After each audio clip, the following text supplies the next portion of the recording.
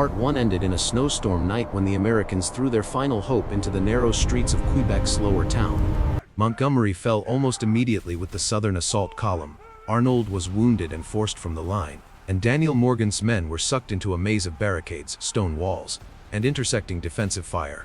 Quebec did not break. Instead, that failed assault split the campaign in two. From this point on, the Americans would no longer be attacking to seize the city with a sudden blow, but would be dragged into a long siege under freezing skies, without sufficient artillery, without enough men, and without time on their side. Part 2 begins there. After the failed attack, how did the men still standing outside those stone walls survive? How did they try to maintain the siege? And why, in only a few months, did an army that once dreamed of pulling all of Canada into its camp slowly rot away through hunger, frost, smallpox, and the British reinforcements steadily making their way upriver? After the morning of December 31, 1775, the ground before Quebec was no longer the battlefield of a storming attack, but the resting place of an army that had lost its breath. The surviving Americans withdrew from the fighting points in the lower town, leaving behind dead, wounded, and more than 100 prisoners in British hands. Morgan and many others were captured. Montgomery's death left the southern wing virtually without direction at once. Formally, Arnold was still present, but his wound prevented him from personally driving the army as before. What remained of the besieging force was a visibly thinned collection of regiments, spread out outside the city in fragile fieldworks, facing an enemy in no hurry at all. Guy Carleton only needed to preserve his basic principle: do not gamble the city in open ground, do not open the gates for an unnecessary chaotic fight, let the enemy stay in the winter, and allow the winter to eat him alive. The Americans' first problem was that after the failed assault, they had no real ability to reduce Quebec by siege. To take the city, they needed heavy artillery, abundant ammunition, engineers capable of forcing an approach, and a supply system that could survive a Canadian winter. They possessed none of those in adequate measure. The guns they had brought were enough for harassment, not enough to batter down stone walls. Their supply lines from the south stretched across rivers, lakes, and frozen roads, already difficult during the advance and now even harsher when trying to maintain an army standing still. Inside the city, the British were protected by walls, solid buildings, and relatively stable stores. Outside, every night became another round of attrition. Tents and rough shelters could not stop the wind whipping off the Stee Lawrence. Snow and ice slowed the movement of ammunition, the hauling of guns, the changing of guard, cooking, and the care of the wounded. A siege line that had never really been complete now became looser still, because the Americans lacked the manpower to hold positions, watch the river, and remain ready in case the defenders suddenly sallied out. But what was killing the campaign was even worse than the cold: smallpox. It did not hit like an artillery barrage. It seeped through the camps, through blankets, through fear, and through the desperate, misguided ways soldiers tried to save themselves. In the American force in Canada, many men had never had the disease and so had no immunity. Once the first cases appeared, panic spread faster than the illness itself. Some men tried to inoculate themselves without proper isolation, only helping spread infection further.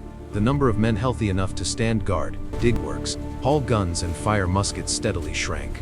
Worst of all, the disease struck not only the line but the spirit of the army. A soldier can endure one more day of hunger, one more night of cold, but when he sees comrades laid low by fever, pox, and exhaustion, belief in the campaign begins to snap thread by thread.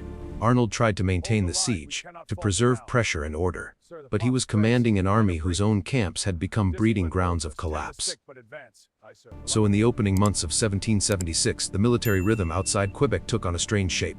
From time to time the Americans exchanged fire, shifted positions, tried to maintain an appearance of menace, but in reality they were sinking deeper into passivity.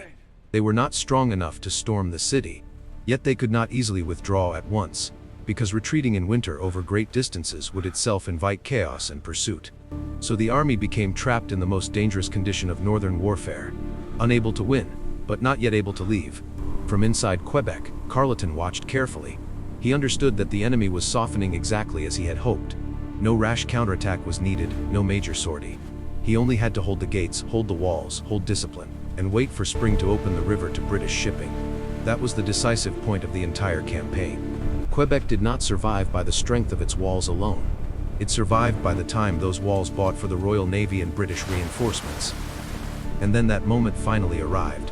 In early May 1776, as the ice on the river broke apart and the channel opened, British sails appeared before Quebec. The mere sight of warships and reinforcements entering the city tipped the fragile balance outside the walls beyond recovery. For the Americans, this was not just bad news in terms of numbers. It was proof that time had run out.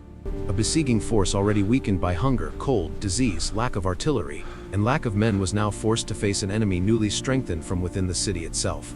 John Thomas, who had been sent north to salvage the campaign, quickly understood that the existing positions could not be held. The retreat began in an atmosphere close to panic as British troops pushed out from Quebec. The encampments outside the city were abandoned in haste. Guns could not all be withdrawn, and the retreating line stretched out along the road southwest, following the St. Lawrence corridor. This was no longer a planned movement. It was the flight of a force that had reached the end of its strength. But the disaster did not end with the lifting of the siege. Retreating from Quebec did not mean the campaign concluded in any orderly way. Along the road of withdrawal, smallpox continued to tear through the ranks, command shifted repeatedly, and the British grew stronger still as more ships and troops reached Canada. Each stage of retreat towards Sorel and Montreal became another stretch in which the Americans marched and continued to shed men. At this point, the dream of taking Canada in a single hard stroke changed completely in character. They were no longer trying to seize the province of Quebec. They were only trying to bring what remained of the army home without seeing it collapse altogether under British pressure. It was in this phase that the true face of the campaign fully emerged. The defeat had not come only because of the failed assault on the night of December 31, but because after that blow, the Americans no longer possessed the manpower, health, logistics, or initiative needed to endure before a fortress that time itself had saved.